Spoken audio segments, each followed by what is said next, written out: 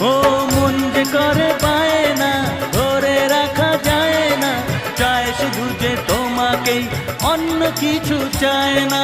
জানাই তোমাকে তা দুটি চোখের ভাষা, এই তো ভালোবাসা।